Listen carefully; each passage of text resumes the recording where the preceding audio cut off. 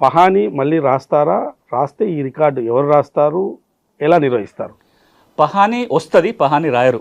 ఆ, ఇది కూడా రెండు కొంచెం తేడాలు ఉన్నాయి. ఆ, 2020 ధరణి చట్టం వచ్చేంత వరకు మనం గ్రామ స్థాయిలో దాదాపుగా 11 రికార్డులను నిర్వహించేవాళ్ళం. అందులో కీలకమైనది పహాని.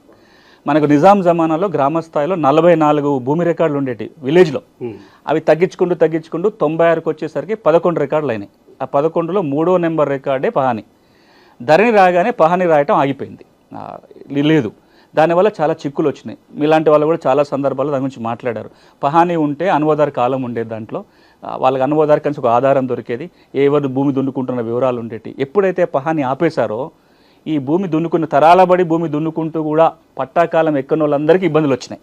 సో ఈ రోజున భూభారతి చట్టం ఏమంటుందంటే పహానీతో పాటు మరొక 3 గ్రామ రెవెన్యూ లెక్కలు మళ్ళీ రాయబోతున్నారు, మెయింటైన్ చేయబోతున్నారు. ఏంటవి? పహాని, మార్పుల రిజిస్టరు, ప్రభుత్వ భూముల రిజిస్టరు, ఇరిగేషన్ సోర్స్ రిజిస్టర్ అంటే నీటి వనరుల రిజిస్టర్. ఈ 4 వస్తాయి.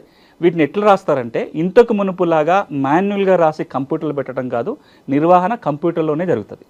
అంటే ఇప్పుడు ఏదైతే ఆర్ఓ రికార్డు మనం మెయింటైన్ చేస్తాం దీని ఆధారంగా గ్రామ రెవెన్యూ లెక్కలు తయారవుతాయి. అంటే ఇక్కడ గ్రామ లెక్కలు వస్తాయి, కానీ ఇంతకు మునుపున్న ఫ్రాడ్ జరిగే అవకాశం లేదు. ఒకప్పుడు మాన్యువల్ రికార్డు ఉండగానే రౌండ్ ఆఫ్ చేసి వేరే వాళ్ళ పేరు రాయటము, పేజీలు చింపెట్టము ఇట్లాంటివి కాకుండా రికార్డు ఉంటుంది, డిజిటల్ ఫామ్లో ఉంటుంది. కాబట్టి సేఫ్టీ ఉంటుంది, చేతి రాత పహాని మళ్ళీ రాదు.